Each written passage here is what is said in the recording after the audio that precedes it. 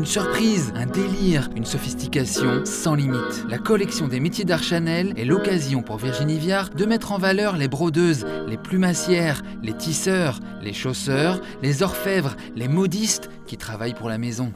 Chaque année, c'est un jeu. Virginie Viard donne un point de départ, ou plutôt un point d'arrivée. Là, c'est le château de Chenonceau, un château de légende, chef-d'œuvre d'optimisme qui enjambe littéralement la rivière. À partir de cette idée de Chenonceau, c'est un chassé-croisé d'inspiration et de virtuosité. Les lions partout dans le château et que Gabrielle Chanel adorait se retrouvent sur les boutons. Le damier du sol de la galerie du château se retrouve tissé sur des tweeds élaborés ou sur des sacs luxueux. C'est des rubans de gros grains. Le matelas Chanel et les carrelages de Chenonceau qui se rencontrent. Voilà. Les jardins, vus de cette fenêtre en vitrail, inspirent cette broderie qui sera posée sur une minaudière pailletée. Des châteaux assez ludiques, un peu pixelisés. Les références historiques abondent. C'est un damassé qui reproduit les parterres. Ah, les parterres Voilà. du jardin de Chenonceau. Voilà.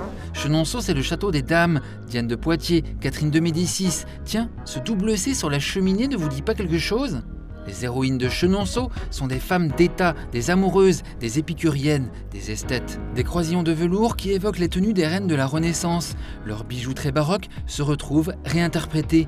On reproduit les fantaisies de leurs cols sculpturaux, les motifs géométriques des boiseries, les effets de passementerie des tentures, le graphisme du jardin, tout se retrouve interprété. Un grand rébus, en musique, on appelle ça une fugue. Et dans les ateliers de Gossens, de Le Marié, de Le Sage, de L'Oignon, de Montex, de Paloma, de Maison Michel, de Massaro, c'est l'effervescence pendant quelques semaines pour tout préparer la collection des métiers d'art. On invente ou réinvente des broderies, juste pour un revers de veste. C'est magnifique, ça donne un effet de fer forgé, un arrondi très très rond pour former et lui donner la souplesse, c'est tout un travail. On répète aussi des gestes sans âge, comme ici chez le plisseur L'Oignon et sa musique très précise.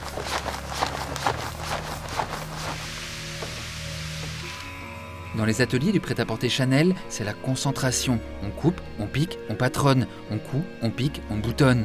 C'est très beau, c'est hyper beau. Ok, super. Merci Amanda. On échafaude des broderies à la sophistication sans limite, juste pour le plaisir de faire encore plus beau, plus étonnant, jamais vu, rassurant de beauté.